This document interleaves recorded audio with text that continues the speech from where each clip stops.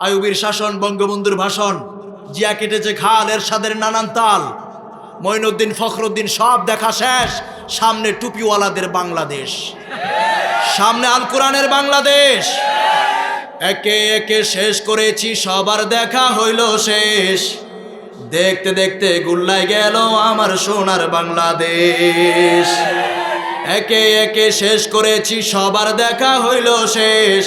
দেখতে দেখতে গুল্লাই গেল আমার সোনার বাংলাদেশ। ঠিক না? স্বাধীনতার বয়স পেরে ৫৪তে পা দিলাম, নেতারা তো সবই পেল, আমরা বলো কি পেলাম?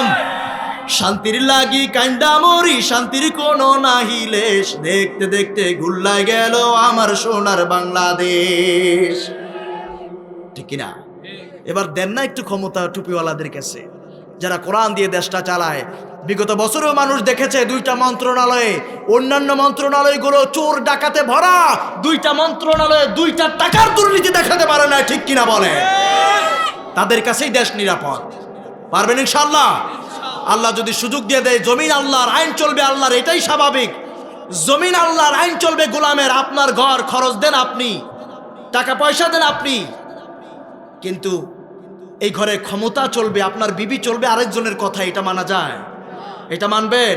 এত সুন্দর হিসাবটা আপনি বুঝেন। আপনার এই বডিটা তৈরির পেছনে ১৬ আনা অবদান আমার আল্লাহর, আর আপনি স্লোগান দেন নেতার জন্য জীবন দিতে প্রস্তুত। কোরআনদার, এমন নেতা ছেড়ে দাও। তোমার নেতা গুন্ডা, তোমার নেতা ডাকাত, তোমার নেতা খুনি, তোমার নেতা জেনাকার, তোমার নেতা মদ না খেলে রাতের ঘুম আসে না। ঠিক কিনা? তোমার নেতা আমার নেতা হবে বিশ্ব নবী রহমাতুল্লিল আলামিন। ঠিক কিনা বলেন? যেই নেতা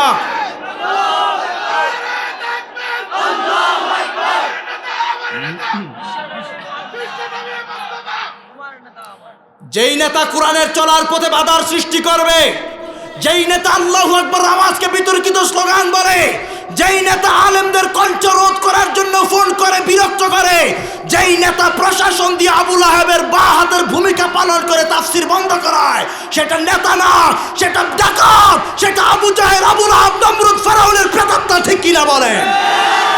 এমন কোন নেতা যদি আগামীতে কোন স্টেজে আসে, বাংলার চলার ভূমিতে যদি কোরআনের চলার পথে এমন কোন নেতা বাধার সৃষ্টি করবে, ও মুসলমান, পিটায় জনমের তোরে সুজা করে দিতে হবে। ঠিক কিনা বলেন? আমাদের নেতা হবে উমরের মতো, আমাদের নেতা হবে আবু বকরের মতো, আমাদের নেতা হবে বেলালের মতো, আমাদের নেতা হবে তারিক বিন জিয়াদের মতো, গাজী সালাউদ্দিন আইয়ুবীর মতো। ঠিক কিনা বলেন?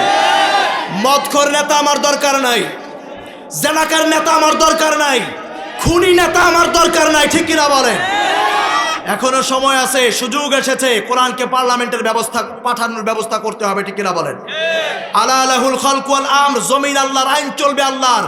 আল্লাহর জমিনে আইন, আল্লাহর আইন চললে পরে মুসলমান যেমনি ভালো থাকবে, হিন্দু, বৌদ্ধ, খ্রিস্টান, ইহুদি, ব্রাহ্মণ, নাসারা, বেঈমানেরাও ভালো থাকবে। ঠিক কিনা বলেন?